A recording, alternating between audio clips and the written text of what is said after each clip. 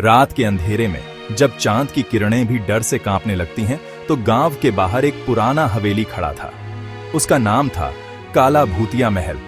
लोग कहते थे कि वहां 100 साल पहले एक अमीर जमींदार रहता था, जिसकी बेटी का अपहरण हो गया था। जमींदार ने अपनी जान माल सब कुछ लगा दिया, लेकिन बेटी नहीं मिली। गुस्से में उसने खुदकुशी कर ली और उसके साथ उसकी पत्नी भी। तब से हवेली में अजीब आवाजें आती हैं, कभी रोने की, कभी हंसने की। कोई वहां जाने की हिम्मत नहीं करता।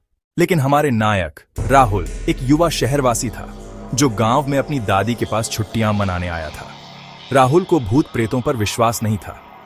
वह एक आधुनिक इंजीनियर था जो विज्ञान पर भरोसा करता था। बेटा, उस हवेली के पास भी मत जाना। वहां का साया इंसान को भी निगल लेता है। दादी, ये सब अंधविश्वास है। मैं तो जाकर देख आऊंगा।